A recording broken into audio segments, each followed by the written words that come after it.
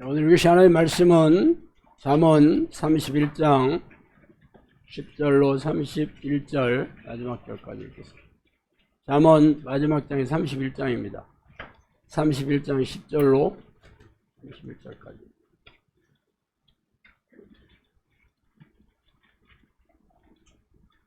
잠언 31장 10절에서 31절 다 찾으셔서 한 목소리로 읽어보겠습니다. 누가 연숙한 여인을 찾았겠느냐? 그의 값은 진저보다 더하니라. 그러한 자의 남편의 마음은 그를 믿나니 산업이 빗대라지 아니하겠으며, 그런 자는 살아있는 동안에 그의 남편에게 선을 행하고 악을 행하지 아니하느니라. 그는 양털과 섬을 구하여 부지런히 손으로 일하며 상인의 배와 같아서 온 데서 양식을 가져오며 밤이 새기 전에 일어나서 자기 집안 사람들에게 음식을 나누어주며 여종들에게 일을 정하여 맡기며 아들 살펴보고 사며 자기의 손으로 번 것을 가지고 포도원을 일구며 힘있게 어리를 묶으며 자기의 팔을 강하게 하며 자기의 장사가 잘 되는 줄을 깨닫고 밤에 등불을 끄지 아니하며 손으로 손뭉치를 들고 손가락으로 가락을 잡으며 그는 곤고한 자에게 손을 펴며 궁핍한 자를 위하여 손을 내밀며 자기 집 사람들은 다 홍생입을 입었으므로 눈에 와도 그는 자기 집 사람들을 위하여 염려하지 아니하며 그는 자기를 위하여 아름다운 이불을 지으며 생화포와 자색 옷을 입으며 그의 남편은 그 땅의 장로들과 함께 성문에 앉으며 사람들의 인정을 받으며 그는 배로 옷을 지어 팔며 이를 만들어 상인들에게 맡기며 능력과 존귀로 옷을 삼고 부위를 웃으며 입을 열어 지혜를 베풀며 배열어 인애의 법을 말하며 자기의 집안일을 보살피고 게을리 얻은 양식을 먹지 아니하나니 그의 자식들은 일어나 감사하며 그의 남편은 칭찬하기를 덕행이 있는 여자가 많으나 그대는 모든 여자보다 뛰어나다 하느니라. 온 것도 거짓되고 아름다운 것도 헛되나 오직 여호와를 경외하는 여자는 칭찬을 받을 것이라. 그 선의 열매가 그에게 들어갈 것이요 그 행한 일로 말미암아 성문에서 칭찬을 받으리라. 아멘.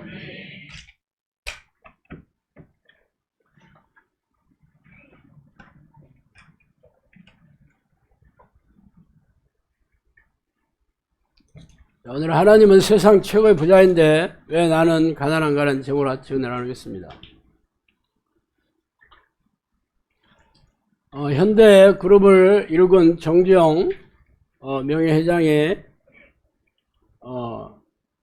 어떻게 사업을 이루었는지를 좀 말씀드릴게요. 그는 강원도의 가난한 그런 농부의 장남으로 태어나서 초등학교를 마치면서 시골에서 농사를 짓고 살 수 없다 해서 가출했습니다. 소를 팔아서 가출했다 그런 얘기도 들리는데 하여튼 송아지를 팔았는지 그걸 몰래 훔쳐가지고 여러 번 가출을 해서 서울에 올라가서 공사장에서 막노동도 하고 공장에서 견습공으로 전전하다가 서울 신당동에 그 복음상이라는 쌀가게 점원으로 들어갔습니다. 그는 참 새벽같이 일어나 가게 앞을 쓸고 그 당시에 자전거로 쌀 가마니를 이제 배달해 줬는데 아주 신속하게 친절하게 이렇게 해서 주인의 신망을 얻었습니다. 배달만 열심히 한 게 아니고 장부 정리까지 독학을 해가지고 6개월 만에 그 쌀가게 장부를 꽤 컸나 봐요. 요즘은 그런 쌀가게가 없는데 옛날에는 아주 큰 쌀가게 많이 있었죠. 그래서 결국 그 장부 관리하는 역할까지 맡았습니다. 그런데 그 쌀가게 주인 아들은 엄청나게 방탕했대요. 그래서 이 주인이 아들에게 그 쌀가게를 물려주는 게 아니고 이 정주영 회장한테 물려줬습니다. 잘 됐겠죠? 예. 번창했다 합니다. 이름도 바꿨어요. 경일상이라고 바꿨는데 1940년대에 그 일제가 쌀 배급제를 실시했어요. 그래서 판매가 안 됐습니다. 다 전부 공출하라 해가지고 일제가 전부 모든 쌀을 걷어들여서 거의 다 뺐다시피 했고 나머지는 배급을 실시하니까 사고 팔 수가 없었죠. 문을 닫았습니다. 그러다가 자동차 정비 공장을 시작합니다. 그래서 아현동에 아도 서비스라고, 아도는 아트입니다. 아트 서비스. 이게 영어도 굉장히 잘했던 사람 같아. 초등학교밖에 안 나왔다는데 발음이 좀 형편없어서 아도라고 했더니. 근데 그 당시에는 차를 천천히 고쳐서 공임을 많이 받는 그런 일들이 횡행했다고 합니다. 하루에 고치면 예를 들어서 뭐 10,000원을 받았다 그러면 3일 동안 고쳤다 하면 30,000원 받는 그런 식이었어요. 그런데 이 정 회장은 3일 만에 어떤 고장이라도 다 고쳐주겠다는 슬로건을 걸고 폭발적인 인기를 끌었다고 합니다. 3일 만에 다 고친 어떤 큰 고장이라도. 그러니까 사람들이 얼마나 좋아했겠죠. 공임 조금 내도 되니까. 근데 문제는 한 달 만에 직원의 잘못으로 그 정비소에 불이 나가지고 다 타버렸다 합니다.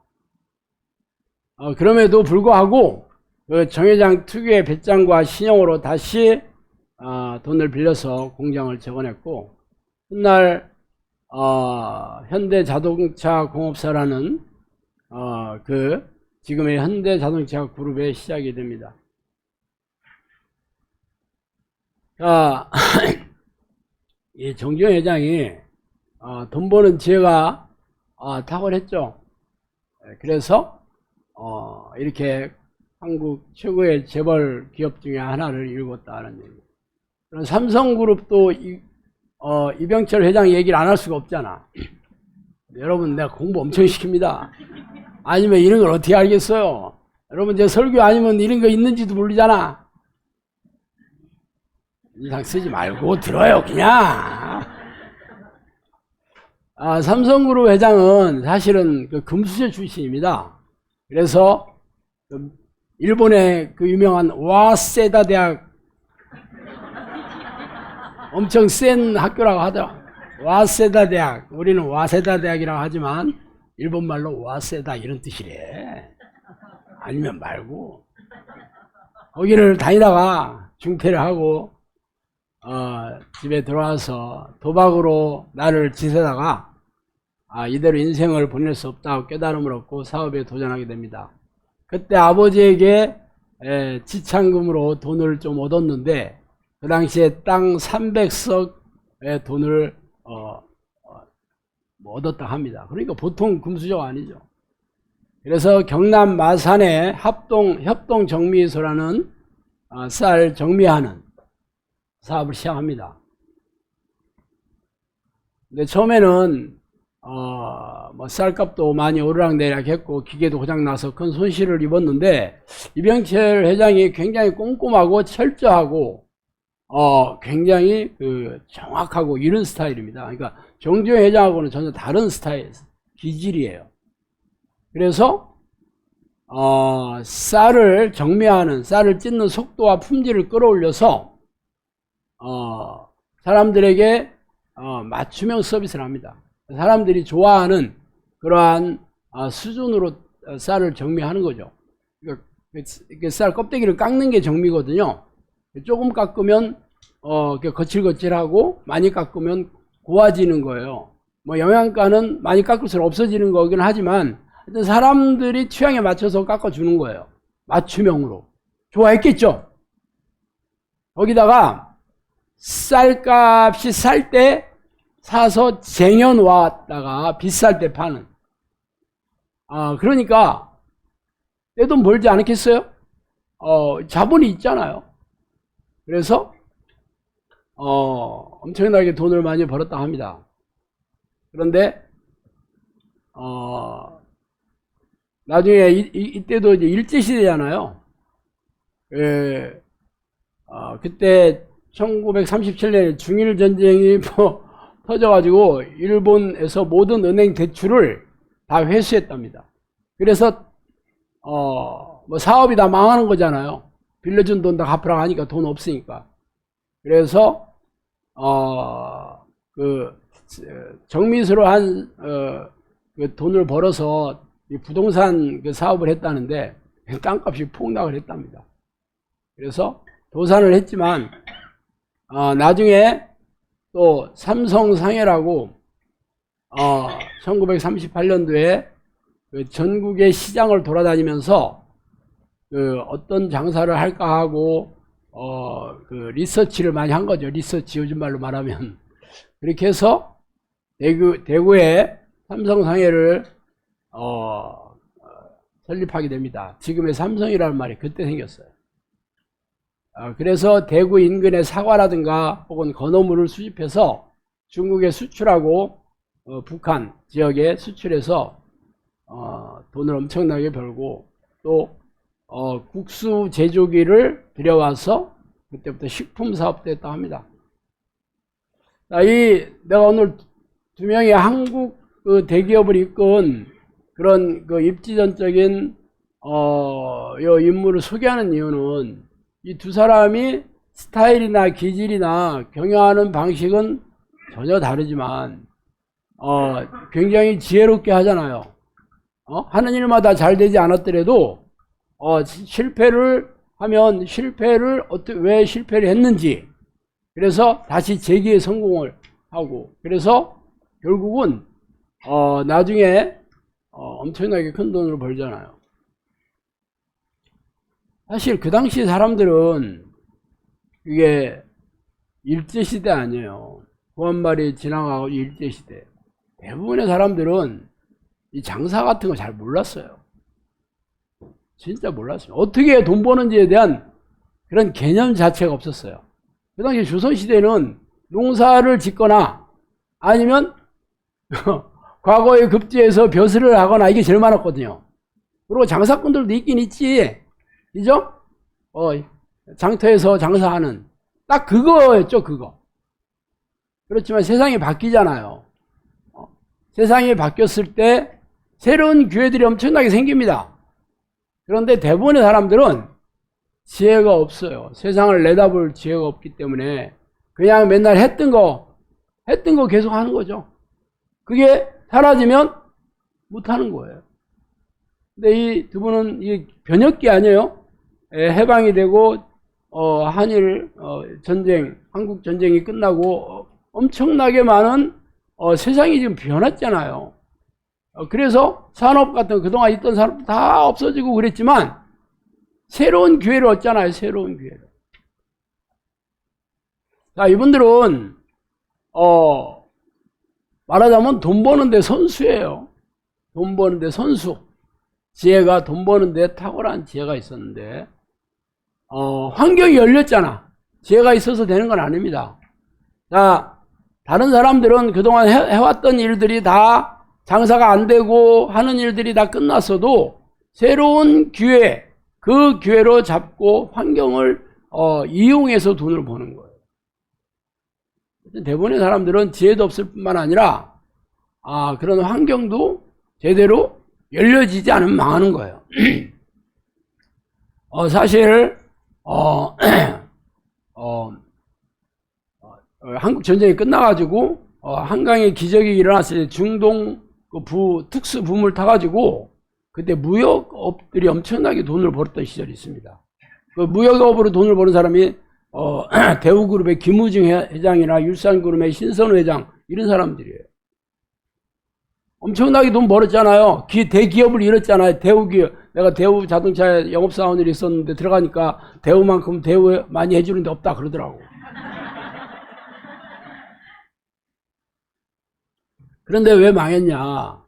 IMF 그 사태가 겪이면서 그때 돈을 엄청나게 은행을 빌렸잖아요. 그러니까 그 IMF 사태로 인해서 그 돈을 은행에서 돈을 전부 회수를 하고 부실 채권들을 정리를 했을 때 대우 이 규모 회장이 제대로 하지 않은 거예요. 결국 그러다가 망한 거죠. 여러분 율산 잘 모를 거예요. 지금 율산이 율산에서 남아있는 게 지금 강남 고속버스 터미널. 그게 원래 율산 거 있죠. 지금 딴 사람 넘어갔겠지.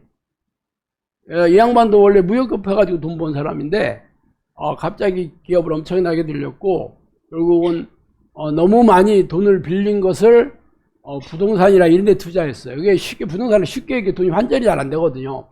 근데 그때 무역해가지고 무역금융, 은행에서 무역금융을 해서 돈 빌려가지고 부동산이나 이런 데 투자해버린 거예요. 그러니까 잘 되면 괜찮은데 잘 안 되면 어떻게 돼요?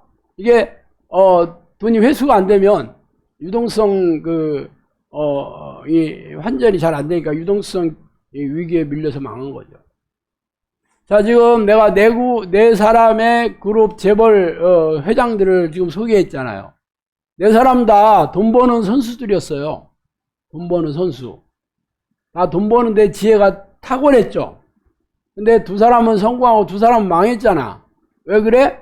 두 사람은 환경이 열렸을 때 환경을 제대로 잡았고, 두 사람은 환경이 바뀌었을 때 망한 거예요. 자, 문제는 지혜야 뭐 세상에 지혜로운 사람도 많잖아요. 자기 하는 일마다. 그렇지만 환경은 사실 우리가 예측할 수가 없습니다. 그래서 성령님이 그랬어요. 인생은 세옹지마라고. 세옹지마 알죠?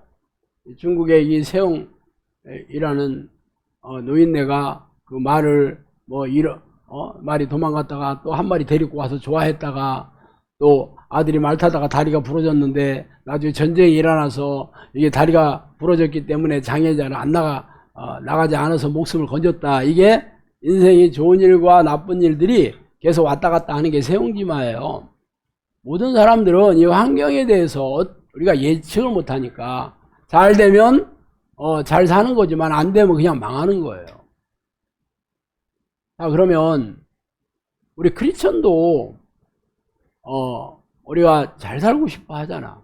성경에는 하나님의 백성들을 부유하게 살게 해주겠다는 약속도 굉장히 많고, 세상을 지으신 이가 하나님이잖아요. 세상의 모든 재물이 다 하나님의 거예요. 그죠? 금도 내 것이고 은도 내 것이다. 세상 모든 것들이 다 나의 것이다.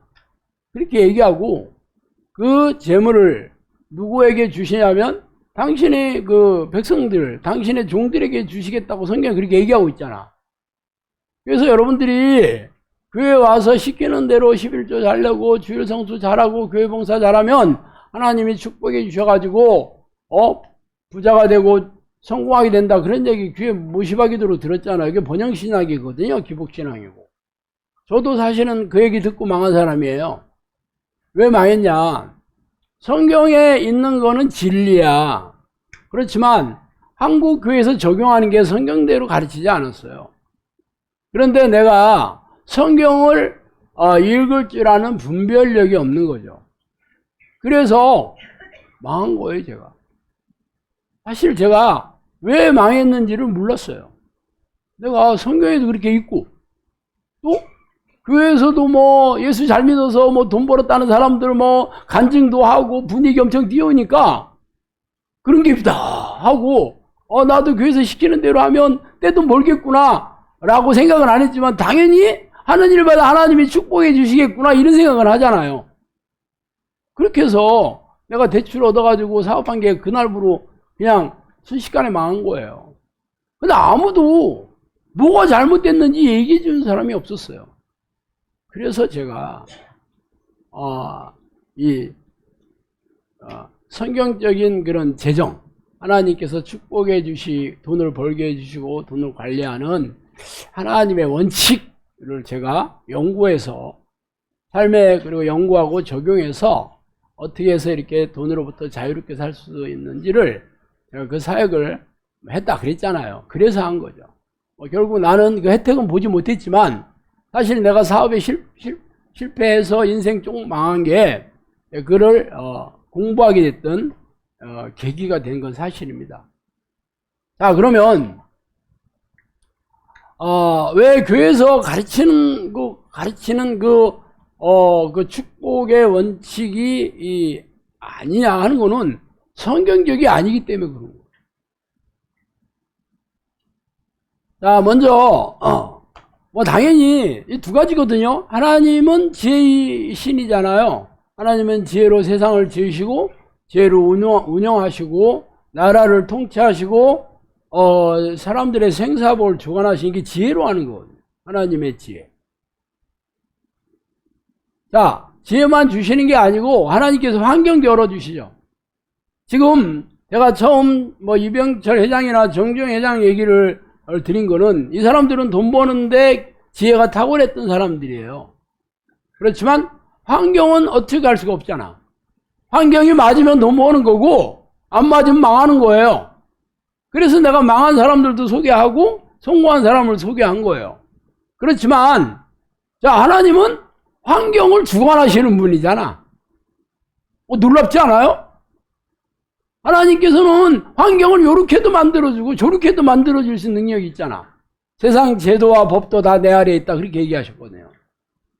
그러면 하나님께서 나에게 지혜를 주시고 환경을 열어주시고 그러면 망할 수가 없는 거지. 망하는 게 불가능한 거지. 그게 성경이 그렇게 쓰여져 있다고. 그거를 여러분들이 성경을 읽으면 모르지는 않아. 그렇지만 적용하는 게 어떻게 적용해야 되는가를 모르는 거예요. 어떻게 적용해야 되는가. 지금까지 교회에서 가르쳤던 거는 잘못 적용한 거지. 잘못 적용하다 보니까 그게 모든 사람들이 그렇게 되질 않는 거예요. 교회 다니는 사람이나 안 다니는 사람이나 똑같잖아. 그래요? 교회 다닌다고 해서 다 부자가 되고 교회 안 다니면 가난뱅이가 되고 그렇지 않잖아. 교회 다니는 사람이 아니라 똑같다니까? 그럼 무슨 얘기냐? 지금까지 교회에서 가르치는 그 방식, 행하는 방식이 그 하나님의 코드가 안 맞는 거죠, 이게. 안 맞기 때문에 안 되는 거잖아요. 그래서 제가 처음에 교회 가서 그 방식대로 적용했더니 안 돼서 망한 거잖아요. 그래서 내가 공부를 했다니까. 자, 아브라함이나 이삭이나 야곱이나 이런 사람들은 전부 뭐 하는 사람들이었냐면 그 목축업을 했던 사람들입니다. 그죠? 그러니까 자, 생명을 쥐고 있는 하나님이 가축들에게 번성하게 하면 떼부자 되는 거죠? 그잖아요. 그 당시에 무슨 사료를 주는 것도 아니고 그렇잖아. 그냥 끌고 다니면서 산이나 들로 끌고 다니면서 결국은 풀이 잘 자라면 되는 거죠. 근데 가뭄이 들어가지고 풀이 없다 그러면 다 죽는 거고. 그러니까 하나님께서 처음부터 끝까지 다 하나님이 주관하고 있다는 걸 이분들은 삶을 통해서 인정하지 않을 수가 없는 거죠. 그잖아. 그래서 하나님이 아브라함이나 이삭이나 야곱이나 하는 그 목축업을 형통하게 해주셔가지고 떼부자가 되게 해주신 거죠. 근데 그 중에서 기이한 사건이 야곱에게 있었던 기이한 사건이 있습니다. 뭐냐면 원래 야곱이 그 외삼촌 라반의 집에서 말하자면 거기서 이제 빈대부터 살게 됐잖아요. 도망가가지고. 그래서 마누라를 얻기 위해서 7년 레아를 얻었고 또 7년 동안 무료 봉사해가지고 라헬을 얻었고 이러니까 마누라는 2명이 생겼는데 나는 가진 건 아무것도 없잖아. 그래서 나중에 뭐라고 해요? 그 삼촌한테 그 거래를 하잖아. 딜을. 나 앞으로 나도 이제는 내 가정도 있고 마누라도 몇씩 되고 마누라가 몇이야. 마누라만 4명인가 그렇잖아.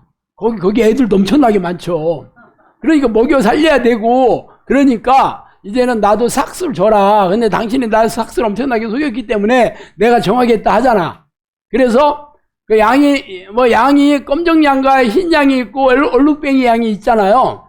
예, 그런데 당연히 검정 양과 흰 양 사이에 이렇게 교합을 하면 1대 4대 4대 1, 9대 3대 3대 3대 1 이게 여러분 옛날에 그 유전 법칙에서 그 배우지 않았어요? 그러니까 검정 양이 우성이고 흰 양이 우성일 때 둘이 협체하면 잡종이 엄청나게 많이 나오게 되는 거를 이 사람들은 잘 알아요. 오랫동안 양을 쳤잖아. 삼촌도 알고 자기도 알아. 그러니까 뭐라고 얘기하냐면 검정 양과 흰 양을 멀리 떨어져서 교접을 안 하게 하겠다.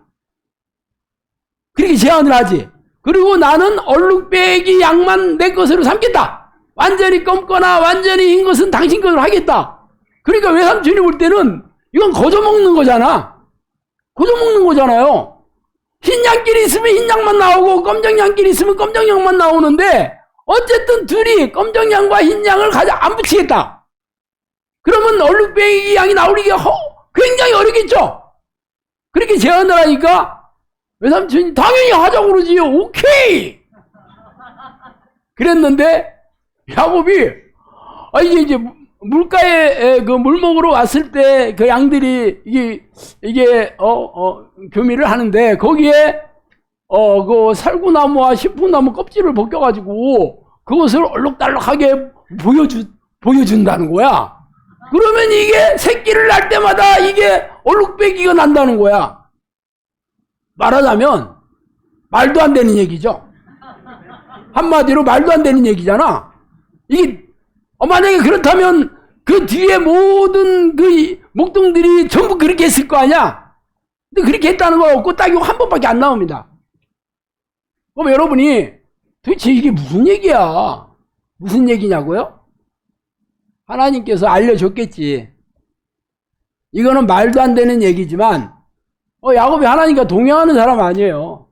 하나님께서 뭐 꿈으로 얘기했든지 환상으로 얘기했든지 뭐 영음으로 얘기했든지 얘기를 했으니까 그대로 한 겁니다. 말도 안 되는 사건이지만 그렇게 해서 말하자면 기적이 일어난 거지. 그렇게 해서 떼부자 된 거잖아요. 자, 물론 야곱이 뭐 양도 잘 치고 훌륭한 목동이인 건 사실이야. 그래서 라반한테 얘기했잖아요. 자기가 했을 때 내가 당신 양들을 잘 쳐가지고 당신이 부자가 되지 않았냐고 얘기하잖아.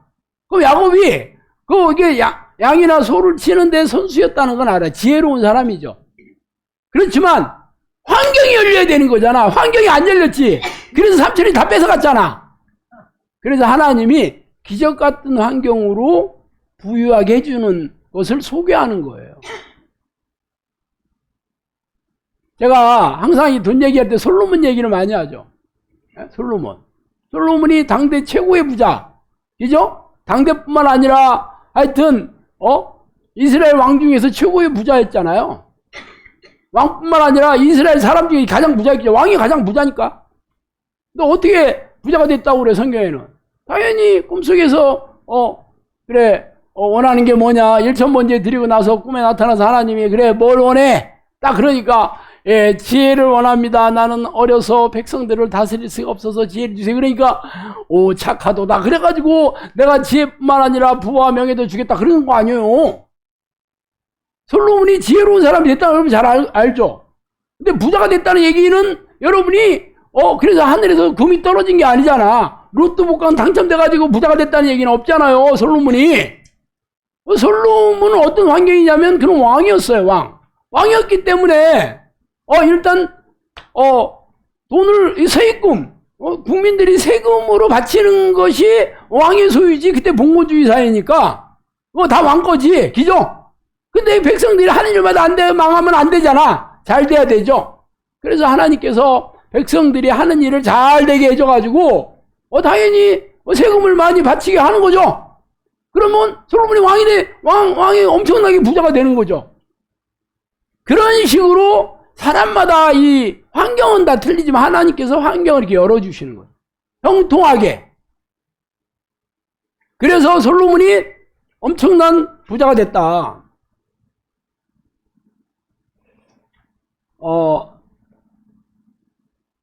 오늘 읽은 이 현숙한 여인. 사실 이 현숙한 여인은 원래 그 히브리어의 그 말은 에스하일이란 말인데 노빌리티 오브 와이프라는 뜻입니다. 말하자면 존귀한 아내이라는 뜻이에요. 근데 왜 현숙한 여인이라고 번역을 했나 봤더니 이 잠언 전체가 전부 지혜에 대해서 얘기를 합니다. 지혜에 대해서. 기잖아요. 어떻게 지혜를 하나님의 지혜를 받아서 지혜롭게 행동하면 너가 형통하고 부유하고 하나님한테 잘 된다. 이런 얘기들. 그런 얘기들이 그 잠언에 걸쳐서 쭉 나오잖아요. 마지막 장이거든요, 이게. 마지막 장에 그 당시에는 여자들이요. 사실은 이렇게 동등한 대접을 받지 못했잖아요. 그리고 모든 그 기업들은 그 땅들이었는데 그 당시에 기업들은 전부 땅을 상속은 무조건 남자들을 통해서 내려왔거든요. 그러니까 여자들은 뭐 상속을 받을 수 없으니까 경제적으로 항상 뭐 아버지를 잘 만나거나 남편을 잘 만나거나 혹은 자식을 잘 만나지 않으면 경제적으로 굉장히 궁핍할 수밖에 없죠. 자기 돈이 없어. 자기 소유가 없다 보니까. 그런데 이 잠언 마지막 장에 그 정리하는 결론으로 현숙한 여인을 하는 거예요. 이 현숙한 여인은 당연히 지혜로운 여인이죠. 그래서 가정도 잘 돌보고 이웃도 잘 돕고 또 자기가 간의 수공업을 하잖아. 보면 그 여종들을 시켜가지고 뭐 물건을 만들게 해가지고 팔아가지고 가업을 번성하게 하는 얘기 하지 않아요? 그리고 그 돈 번 걸 가지고 또 포도밭도 사고 뭐 이렇게 해서 산업을 이렇게 성공적으로 운영하는 얘기들이 합니다. 그죠? 그래서 어떻게 됐어? 남편도, 그러니까 가정도 또 잘 챙겨가지고, 남편도 사람들한테 이렇게 존경도 받고, 그래서 남편으로부터도 칭찬받고, 자녀들도 우리 어머니 최고야, 멋져요, 막 이랬다는 얘기가 거기 써 있는 거잖아. 여러분 읽어봤잖아.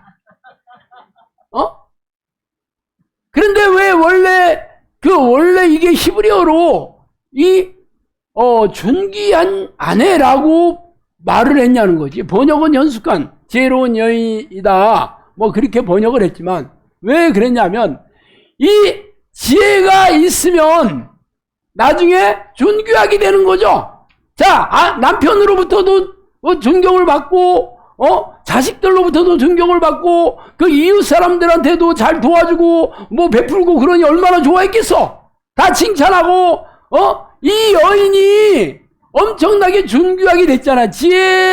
그 지혜로운 여인이 결과가 이렇게 존귀하게 됐다라는 걸로 마무리를 짓고 있는 거예요. 그러면 결국 지혜가 중요하다는 걸 알겠죠. 얘를 꼭 뭐 돈 버는 데만 지혜가 있는 게 아닙니다. 우리가 쟤와 싸우는 거 엄청나게 중요하죠. 쟤와 싸우려면 여러분이 자기 부인을 잘하고 결단력이 세고 의지가 굳세면 잘하냐? 절대 그렇지 않습니다. 이길 수가 없습니다. 성령님께서 그랬어요. 날마다 짓는 죄를 다룰 수 없기 때문에 지혜와 명철을 구해라 그렇게 얘기했습니다. 그 유언 노트에도 있어요. 왜 그러냐? 이 지혜로워야지 잘 싸워서 이길 수 있는 거죠. 지혜가 없으면 내 힘으로, 내 능력으로, 내 결심으로 하면 결국 이게 안 된다는 거지 뭐. 결국 하나님의 지혜를 받아서 지혜로운 사람이 돼야지 죄와 싸우는 거, 자기 부인하는 것뿐만 아니라 모든 일을 풍성한 열매를 맺게 되는 거고 누가 뭐더라도 성공적인 인생을 사는 거죠. 자, 그러면 이 지혜라는 게 꼭 뭐 하나님만 주시냐?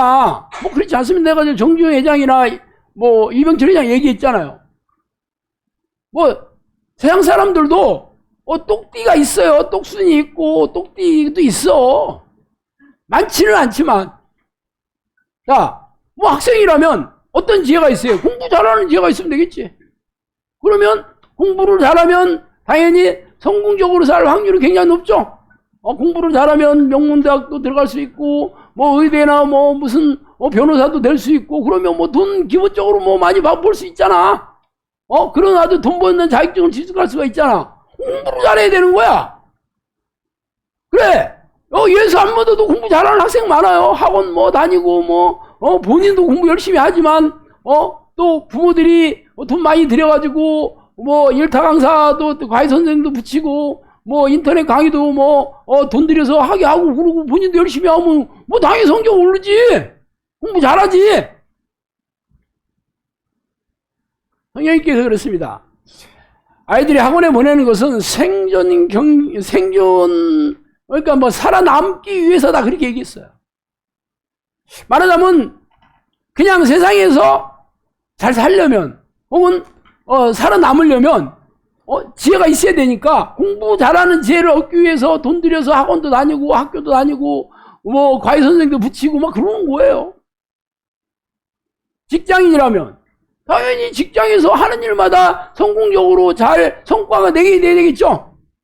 뭐 사업가라면 돈 잘 버는 거지 뭐. 그 다음에 지혜 영역이잖아요. 그런 지혜가 있어야 되겠지. 자, 축구선수. 요즘은 뭐 공만 잘 차면 되는 게 아닙니다. 머리가 잘 돌아가야 되죠? 그죠? 상대방의 전술 전략을 잘 알고 내가 그것을 역이용한다고 하면 공만 잘 쳐도 되는 거지. 무식한다고 되는 일이 아니에요. 빨리 뛴다고 되는 일이 아니라고. 뭐 어떤 일이든지 그렇습니다. 스포츠 선수가 됐든 혹은 음악가가 됐든 연예인이 됐든 자기가 하는 일에 뛰어난 능력을 발휘해야 되는 거요.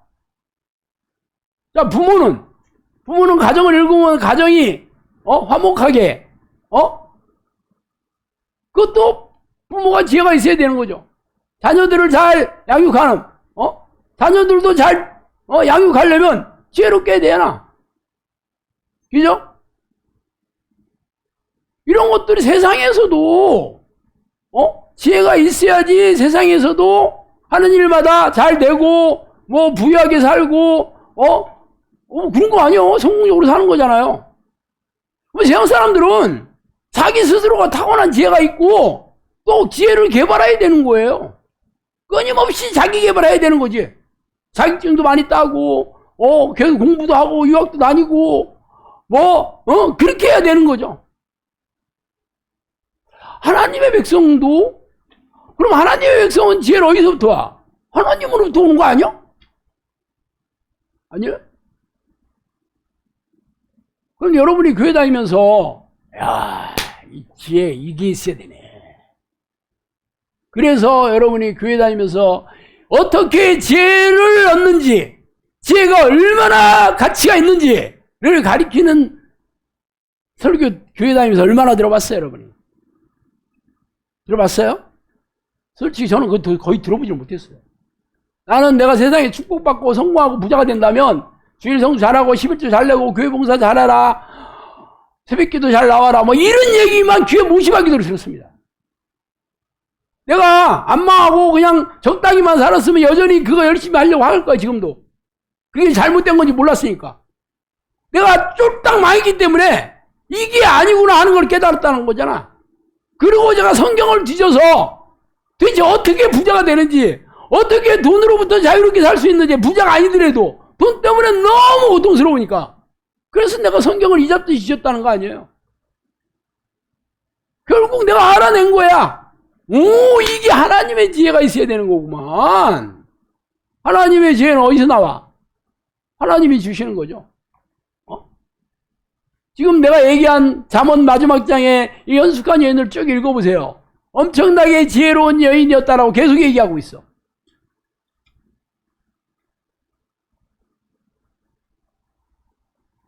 성경에는 지혜를 누가 주냐? 하나님이 기뻐하는 자에게 지혜를 주시는 거예요. 모든 성경의 모든 인물들은 전부 지혜의 사람이에요. 왜? 하나님이 지혜의 신이잖아. 그러니까 그 안에 들어가서 하나님께서 지혜롭게 해주시고, 지혜의 사람으로 만들어. 지혜로운 사람으로. 그러면 그건 뭘 하든지, 돈만 버는 걸 얘기하는 게 아니에요. 하는 일마다. 대부분, 성경의 위인들은 대부분 사역자들이잖아.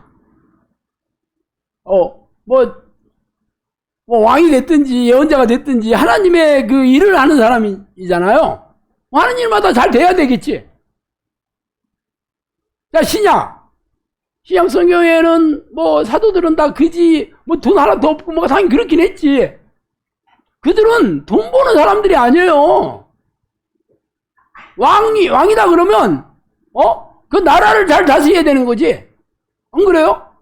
이 사람이 예언자다 그러면 그 하나님이 시킨 일을 잘하면 하나님께서 이 사람을 책임져 주는 거죠. 자, 사도들이야 당연히 그 당시에 핍박과 박해의 시절이지만 사역의 풍성한 열매를 맺었지.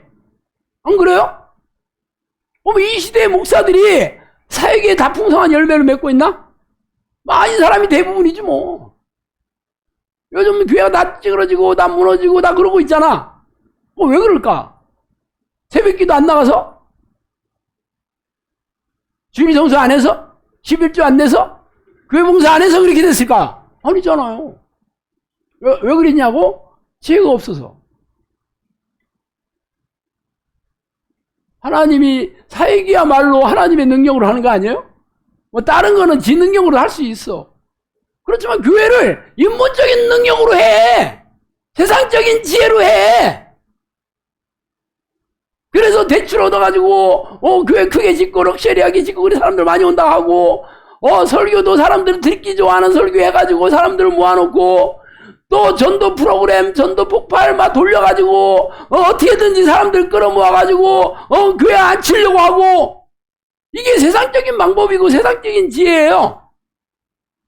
아니 뭐 그것도 세상적인 지혜나 세상적인 것도 어느 정도 누가 보더라도 열심히 하면 성과 있지 열매 있어요 없다는 게 아니에요. 그렇지만 이게 사람마다 천차만별이지. 정경윤은 됐지만 김우중은 안 됐잖아. 그럼 될 수도 있고 안 될 수도 있고 처음에는 잘 됐다가 망할 수도 있고 그런 거거든요. 세상적인 방식은요 보장이 안 돼. 그러니까 이렇게 아예 코로나 돼가지고 다 망하고 있잖아 지금. 그건 어쩔 수가 없어. 자 그러면 진짜 하나님의 능력으로 일하면 하나님께서 환경을 다른 데는 다 망해도 그걸 기회로 하나님이 얻어가지고 주셔가지고 잘 되게 되는 거지. 그렇지 않아요? 세상 사람들도 그래. 지금 영상학교는 사실 코로나 때문에 이게 그때 더 커지기 시작했거든요.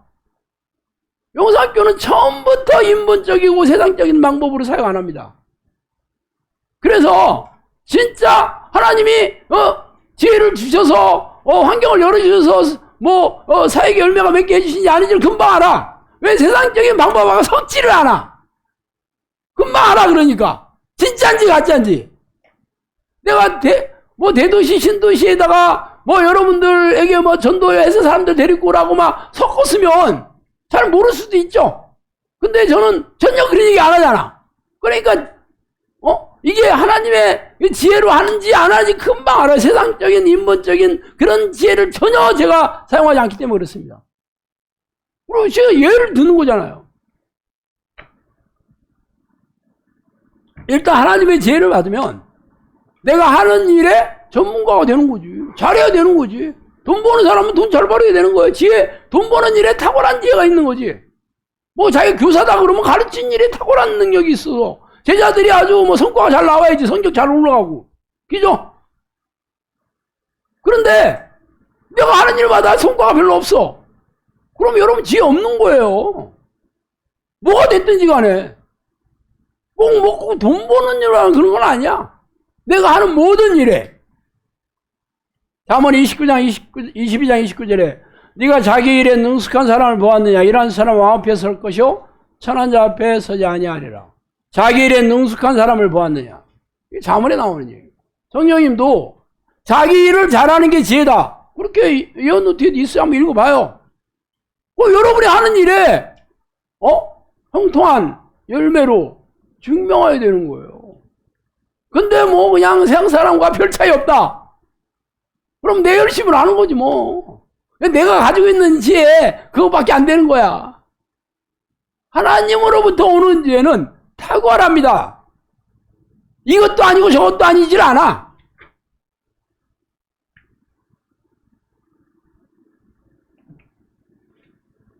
그러면 여러분 제가 사업회사 쫄딱 망해가지고 빚더미에 있어서 이 사역을 시작했다는 얘기 여러분 잘 알 겁니다. 그리고 나는 이 영상학교 열면서 나는 앞으로 사례비를 안 받겠다. 그러니까 나는 개인 수입이 하나도 없죠. 그래서 하나님께서 빚을 갚아줬다는 얘기 여러분 많이 들었잖아. 그러면 내가 돈을 하나도 안 벌었냐?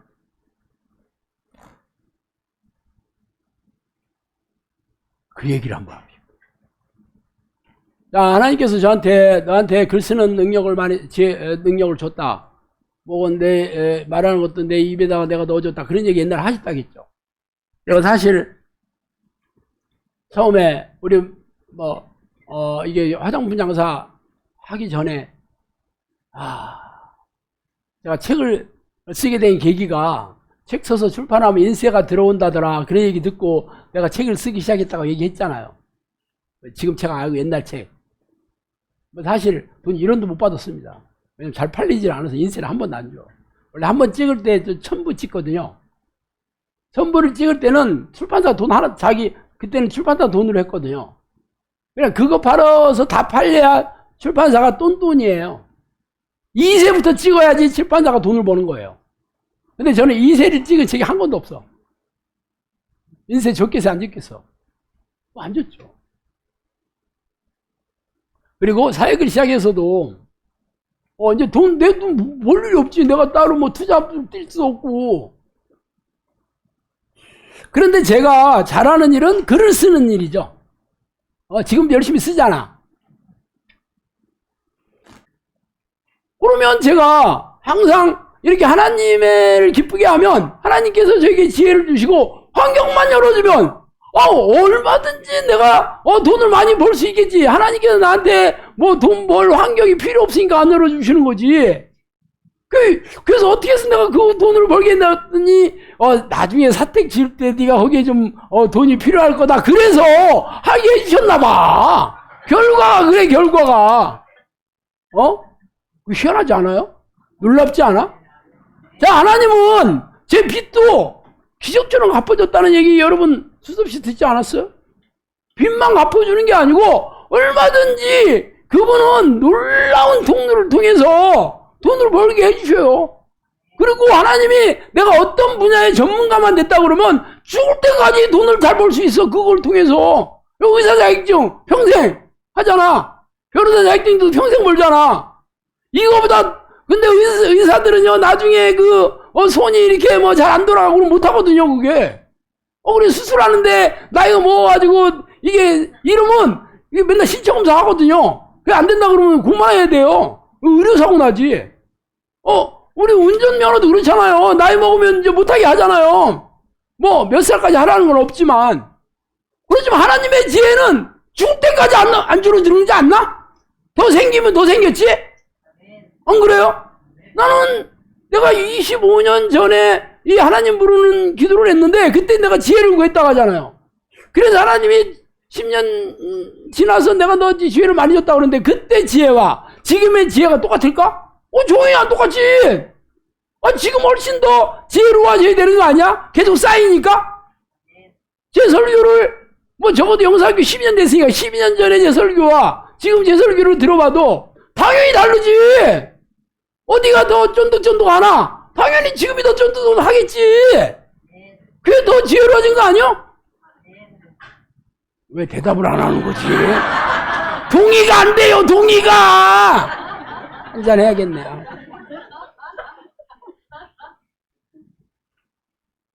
자, 지혜는 구하면 돼. 그러면 환경을 열어주는 사람. 이게 중요하죠. 누구한테 환경을 열어주겠어? 당연히 하나님의 뜻에 순종하는 사람 열어주는 거죠. 그죠? 제가 늘 얘기하잖아요. 심는 자에게 씨와 먹을 양식을 주시는 이가 너희 심을 것을 주사 풍성하게 하시고 너의 의로운 열매를 맺게 해주신다. 자, 뭐를 주냐? 씨앗과 양식 두 가지 준다겠죠. 양식은 생계비예요. 먹고 사는데 필요한 거 주시는 거죠. 씨앗도 주셔요.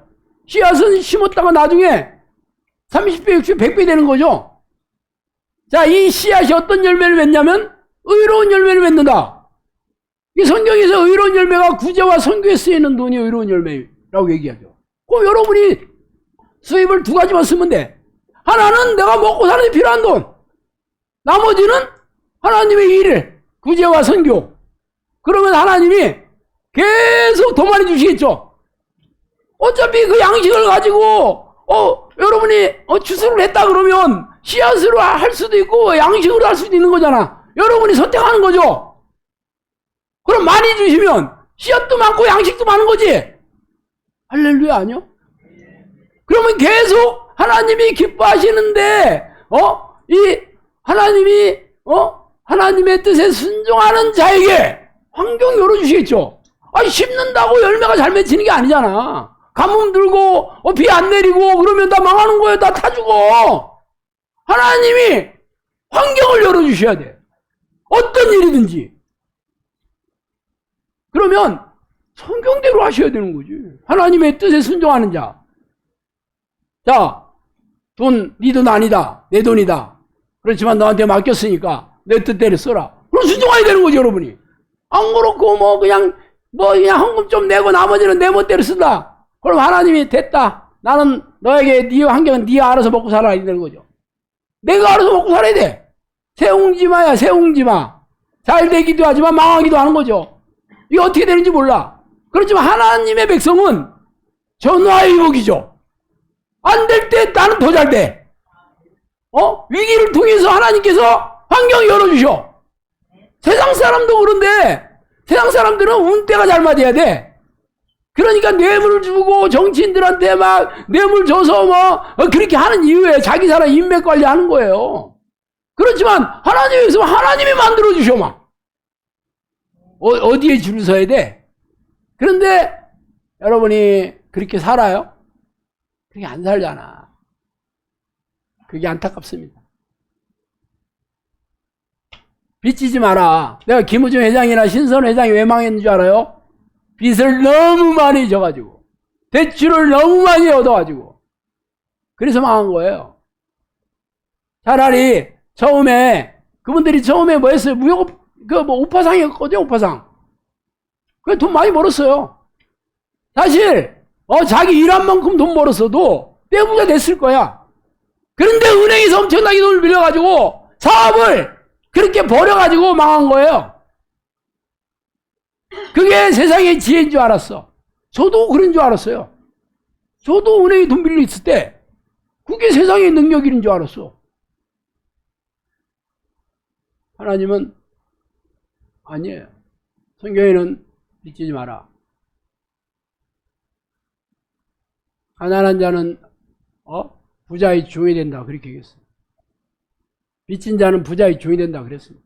부자는 가난한 자를 주관하고 빚진 자는 채주의 종이 된다. 잠언 22장에 나와요. 그리고 사도 바울도 사랑의 빚 위엔 아무 빚도 지지 마라. 그랬잖아. 왜 그러냐면 이게 빚은요. 귀신의 계략이에요. 귀신의 덫이에요. 그런데 사람들이 먼저 누리고 싶어 하는 거잖아. 돈 없어도 카드 긁고 대출 없고 물론 내가 감당할 수 있으면 괜찮아.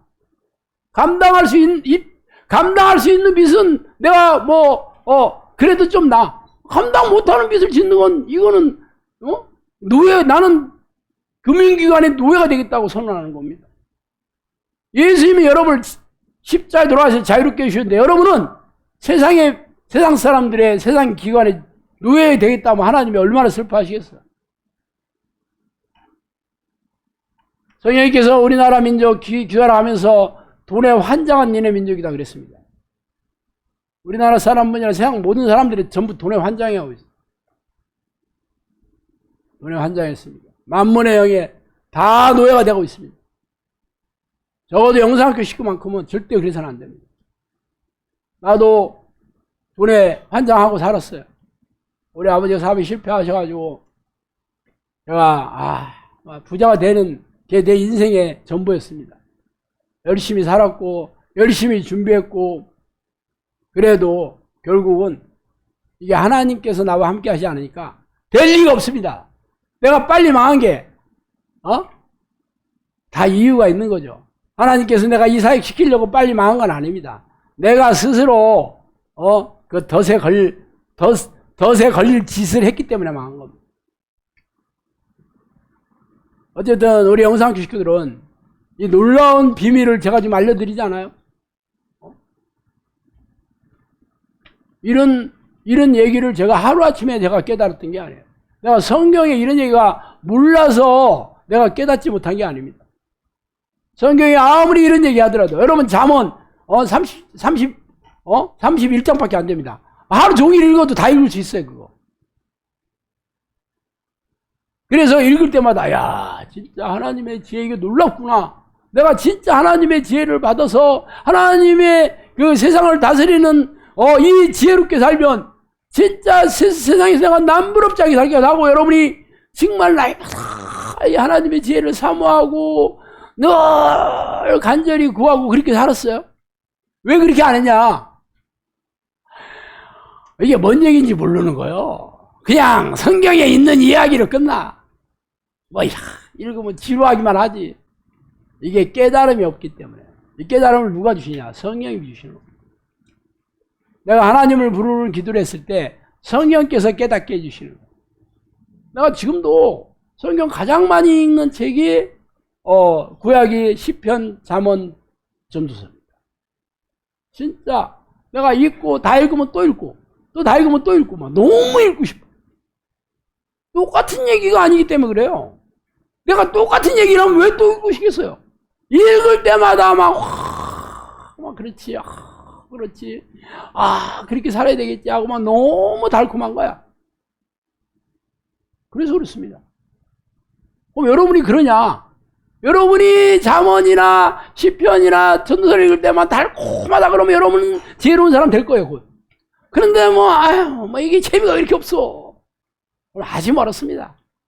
그 깨달음을 주시고 그 마음을 주시고 그 감동을 주시는 게 성령님이십니다. 여러분이 기도가 부족한 거야.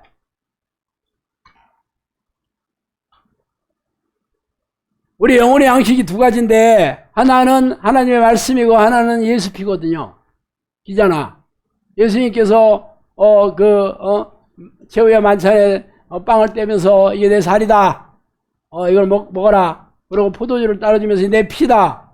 이 피와 살을 먹어야지 내 사람, 내 자녀, 내 백성, 내 제가 될 수 있다. 그렇게 있죠. 말씀 여러분 말씀이 뭐야? 하나님 뜻이에요, 그게. 하나님의 그 말씀대로 사는 사람이 하나님의 사람 되는 거예요. 그럼 예수 피가 뭐냐? 그렇게 못 살기 때문에 예수 피로 날마다 그 회개를 해야 되는, 그렇게 못 사는 죄들을 날마다 씻어야 되는 거예요. 말씀대로 살지 못하는 거는 예수 피로 씻고 말씀대로 살면 되는 거예요. 그래서 이 두 가지야. 이게 말씀과 예수 피 두 가지가 나의 양식이 되는 거예요. 근데 이게 기도를 통해서 오는 거예요, 이게. 말씀도 기도를 통해서 오고, 예수 피의 능력도 기도를 통해서 성령께서 내 가슴에 새겨주시는 거예요. 그래서 우리는 기도하는 일에 목숨 거는 거야. 그래서 여러분이 기도를 하면 지혜로워지고, 하는 일이 형통해지고, 하는 일마다 열매가 맺히고, 여러분뿐만 아니라 다른 사람의 문제를 해결해주고 병도 고치고 영권사에게 도구로 쓰는 거잖아. 그럼 여러분이 지금 어디에 와 있어? 하는 일도 제대로 못하고 있다. 하는 일도 제대로 열매가 없다. 그러면 아직도 멀은 거지 뭐. 왜 아직도 멀었냐? 이 가치를 여러분이 제대로 몰라. 그냥 기도하라는 게 억지로 하는 거지. 영상학교 와서 안 할 수가 없으니까. 하루에 1시간, 아침에 1시간, 밤에 1시간. 이게 뭔 숙제야, 숙제. 내가 그래서 얘기하잖아. 기도 하나님을 한번 부를 때마다 신사임당 할머니가 한 명 딱딱 떨어진다 그러면 여러분이 기도하다가 과로사로 죽는다고. 눈에 보이니까. 가치는 눈에 보이잖아. 이거 5만 원이네. 두 번 하면 10만 원 된대. 여러분이 지혜의 가치를 몰라. 여러분이 하는 일마다, 여러분이 지금 직장인이 됐든, 아니면 자영업을 하든, 여러분이 학생이 됐든, 이 지혜가 얼마나 중요한지 깨달았으면, 기도하는 일에 목숨 걸지. 왜 기도하는 일에 목숨 안 거냐면, 이 지혜를 잘 몰라요, 여러분이. 그냥 축복해 주신, 난 그런 깁니다. 그런 것도 겪어보지도 못하고, 체험도 해보지 못하니까, 이게, 믿어지질 않아. 믿어지질 않기 때문에 믿음이 없어. 방법은요 쉬워요. 하나님을 미친 듯이 부르고 성령님을 아주 악의 마치들이 여러분이 찾고 사모하고 부르기만 하면 돼. 그러면 성령님이 내게 지혜를 주십니다. 물론 지혜도 열심히 구하셔요. 알면 안 구할 수가 없지. 구하라고 했잖아. 그게 내가 두 가지 했다. 기도. 하나님을 부르는 거와 지혜를 구하는 거. 그래서 나중에 성령님이 내가 너한테 지혜를 많이 줬다고 그러는데 나한테는 못 써먹고 여러분은 더 써먹고 있잖아 지금. 여러분 진짜 대박이지. 하나님이 저를 이렇게 훈련시켜가지고 여러분을 잘 가르쳐서 여러분이 그 혜택을 보게, 그 열매를 따먹을 수 있게 하니까 하나님이 여러분을 얼마나 사랑하시는 거야. 그런데도 여러분이 그렇게 하기 싫어서 그렇게 안 한다 그러면 세상에서 제일 불쌍한 사람들이지. 이걸 알았는데도, 영사교까지 와서 이것을 깨달았는데도 이제 입만 벌리고 하기만 하면 되는 것도 그게 믿어지지 않고 깨달음이 없다 보니 결국 세상 사람들이라는 방식대로 섞어, 그냥 말할 수도 없고 섞어 그러다 보니 이것도 아니고 저것도 아닌 거예요. 섞으면 아무것도 아닙니다. 세상에는 금이 24K가 24분의 24 해서 24K거든요. 18K는 24분의 18, 75%가 금이고 14K는 24분의 14, 68.6%. 내가 금은방 했잖아. 이거 신목사 저 어떻게 죽을 알지? 역시 지혜로운 사람인가 보다. 눈치챘나 봐. 세상에는 섞음만큼 순도가 있습니다. 그렇지만 하나님의 일은 아닙니다. 섞으면 꽝입니다. 하나님이 인정을 안 합니다. 하나님은 오직 100%를 원하십니다. 성경에는 항상 모든 게 내게 목숨을 바쳐라고 요구하잖아. 죽도록 충성해라. 이게 목숨 바치라는 거잖아. 기도도 어떻게 해라? 기도도 기도하는 일에 목숨 바치라는 거야. 안 그래요? 그 마음을 보시고 싶어요. 하나님. 그렇게 해서 내가 그렇게 하루 종일 기도했다. 내가 죽도록 교회 봉사도 하고 했다. 예배 몇 번 드렸다. 이게 아닙니다. 마음이 오직 하나님의 내가 명령에 순종하고자 하는 그 마음으로 가득 차 있다. 그럼 여러분 100%된 겁니다. 그런데 귀신들은 누구나 얘네들도 24시간 나한테 생각을 달콤하게 달달하게 넣어준다니까. 그래서 섞는 거야. 그래서 기도는 기도대로 해도 답이 없는 거. 이유가 그래서 그렇습니다. 어떻게 돼? 순도를 높이면 됩니다. 순도를. 날마다 이런 부정적인 생각들, 하나님이 싫어하는 이런 불순종의 생각들과 피 터지게 싸우고 회개하고 하나님을 불러서 순도를 계속 높이면 하나님께서 여러분에게 그렇게 만듭니다. 순도가 계속 높으면 순종이 되는 거예요. 그래서 순종하는 거예요, 여러분. 잡종은 아무것도 아니야. 하여튼 나는 우리 영사교 식구들이 하는 일마다 최고의 탁월한 능력. 이 탁월함이 어디서 나오냐면 야곱이 자기 아들, 첫 번째 아들 루벤에게 기도해 주면서 너는 탁월하지 못하다 그렇게 얘기합니다. 네가 싸가지 없는 짓을 해가지고 그랬다 그렇게 써있잖아. 그래서 루벤 별거 없어. 그잖아요. 여러분이 이 기도를 해서 탁월한 지혜를 구하시면 됩니다. 하나님은 독보적인 탁월한 이런 거를 좋아하셔요. 저한테도 그렇게 얘기했어요. 독보적인 지혜를 구해라. 탁월한 능력을 구해라. 저한테 그랬거든요. 그 지금도 열심히 기도하고 있어요. 여러분도 독보적인 지혜를 구하시고 탁월한 성령의 능력을 구하셔요. 그러면 여러분이 세상도 독보적인 능력으로 탁월하게 살게 됩니다. 아셨죠? 네, 알겠습니다. 하나님 감사합니다. 하나님, 적어도 우리 영사학교 식구들은 하나님의 지혜와 하나님께서 환경을 열어주셔서 독보적이고 탁월한 인생을 살아가야 됩니다. 하나님, 우리가 날마다 하나님 모시기에 마음을 시원하게 하는 그러한 당신의 도구로, 당신의 족으로 저희들을 사용하여 주시옵소서. 예수님 이름으로 기도합니다. 크리스천에게 기도보다 중요한 게 있을까요? 그런데 우리는 기도로 정말 하나님을 만나고 있나요? 기도는 하나님을 만나는 유일한 통로입니다. 그런데 하나님을 만나지 못한다면 우리는 그냥 종교 활동만 하는 사람일 수도 있습니다. 중요한 건 기도회에 참석하는 게 아니라 기도의 열매가 있는가입니다. 성경에서는 믿는 사람들에게 나타나는 놀라운 일들을 말하고 있습니다. 그런데 왜 우리의 삶은 성경에 나오는 사람들과 다를까요? 많은 사람들이 사실 알고 있습니다. 기도해도 아무 일도 일어나지 않는다는 것을요. 운동도 일도 기술도 반복과 훈련이 있어야 성장하잖아요. 그런데 기도는 어떨까요? 기도회에 나오라는 말은 많이 듣지만 정작 어떻게 기도해야 하나님이 기뻐하시고 응답이 오는 기도인지 제대로 배우고 훈련할 기회는 많지 않습니다. 하나님의 뜻을 모른 채 하는 기도는 결국 방향을 잃게 됩니다. 기도는 소원을 이루는 요술램프가 아니라 일상 속에서 하나님과 함께 살아가는 통로입니다. 지금 당신의 기도를 바꾸고 싶다면 성경적인 기도 가이드를 만나보세요.